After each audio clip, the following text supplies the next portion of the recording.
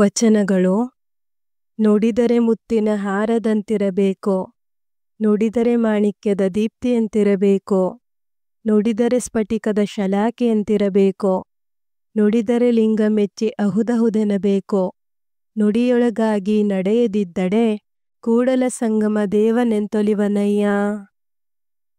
ಕಳಬೇಡ ಕೊಲಬೇಡ ಹುಸಿಯ ನುಡಿಯಲು ಬೇಡ, ಮುನಿಯಬೇಡ ಅನ್ಯರಿಗೆ ಅಸಹ್ಯ ಪಡಬೇಡ, ತನ್ನ ಬಣ್ಣಿಸಬೇಡ ಇದಿರ ಹಳಿಯಲು ಬೇಡ.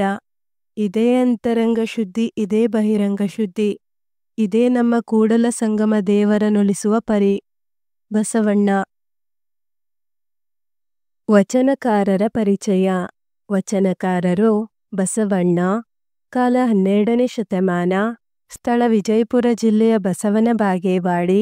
ತಂದೆ ಮಾದರಸ, ತಾಯಿ ಮಾದಲಾಂಬಿಕೆ. ಅಂಕಿತನಾಮ ಕೂಡಲ ಸಂಗಮ ದೇವ. ಕೆಳಗಿನ ಪ್ರಶ್ನೆಗಳಿಗೆ ಉತ್ತರಿಸಿ. ಬಸವಣ್ಣನವರ ವಚನಗಳ ಅಂಕಿತನಾಮವೇನು? ಬಸವಣ್ಣನವರ ವಚನಗಳ ಅಂಕಿತನಾಮ ಕೂಡಲ ಸಂಗಮ ದೇವ.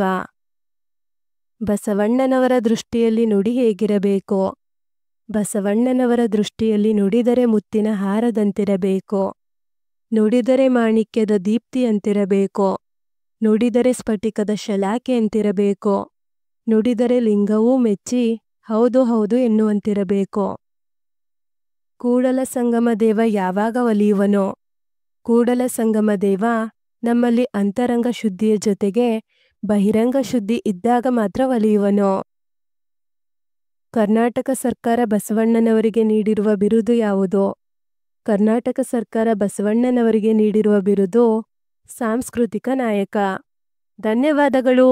ಈ ವಿಡಿಯೋನ ಒಂದೆರಡು ಬಾರಿ ನೋಡಿ ಹಾಗೂ ಪರೀಕ್ಷೆಗಳಲ್ಲಿ ಅತಿ ಹೆಚ್ಚಿನ ಅಂಕಗಳನ್ನು ಗಳಿಸಿರಿ.